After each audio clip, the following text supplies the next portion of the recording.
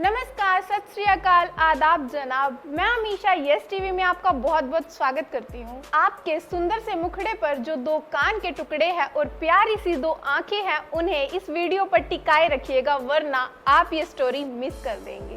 तो दोस्तों, ये स्टोरी है करण और कनिका की। ये दोनों फाइनल ईयर के स्टूडेंट होते हैं और दोनों एक दूसरे से बहुत ज्यादा प्यार करते हैं। ये बचपन से ही एक दूसरे को बहुत ज्यादा चाहते हैं और ये कई जगहों पर छुप छुप कर मिलते हैं।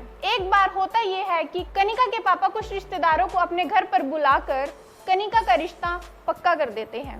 इस पर कनिका बोलती है कि पापा, मुझे ये शादी नहीं करनी, आपने मेरा रिश्ता क्यों पक्का किया। तो कनिका के पापा उसे डांट कर चुप करा देते हैं और कमरे में जाने के लिए बोलते हैं। कनिका बहुत उदास रहने लगती है, वो किसी से बातचीत नहीं करती। उसने करण से मिलना जुलना भी बंद कर दिया होता है। वो अकेली पड़ी कमरे में रोती रहती है, ना कुछ खाती है ना कुछ पीती है और हमेशा उदास रहकर रोने लगती है। इस पर करण को उसकी बहुत ज्यादा चिंता हो जाती है और वो उसे फोन करने की बहुत ज्यादा ट्राई करता है, उसे मिलने के लिए बुलाता है, लेकिन कनिका उसका कोई रिस्पॉन्स नहीं देती। एक बार कनिका के घर वाले कहीं बाहर जा रहे होते हैं तो करण मौका देखकर कनिका के रूम में जाता है और उससे पूछता है कि क्या बात है, तुमने मुझसे मिलना जुलना क्यों बंद कर दिया, क्या प्रॉब्लम हुई है।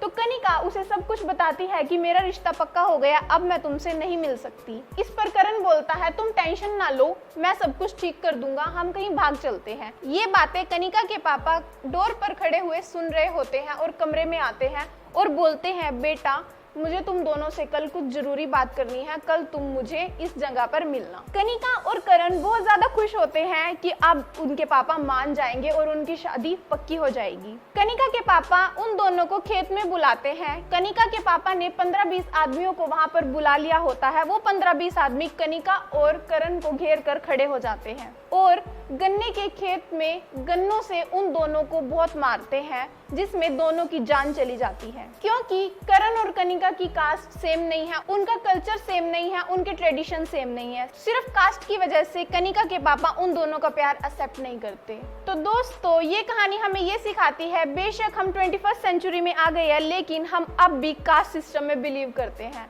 हम प्यार करने वालों को नहीं देखते, हम कास्ट में बिलीव रखते हैं कि उसकी कास्ट सेम नहीं है, उसकी कास्ट सेम नहीं है। मतलब हम ज्यादातर लोगों के बारे में सोचते हैं कि लोगों का ओपिनियन क्या होगा, लोग ये कहेंगे कि छोटी कास्ट में शादी कर दी या बड़ी कास्ट में शादी कर दी। हम लोगों के बारे में ज्यादा सोचते हैं, हम अपने बच्चों की खुशी नहीं देखते। तो दोस्तों, कैसी लगी आपको ये लव स्टोरी, कमेंट सेक्शन में जरूर बताइए और ऐसी ही और लव स्टोरीज देखने के लिए चैनल को सब्सक्राइब करना ना भूले। Thank you.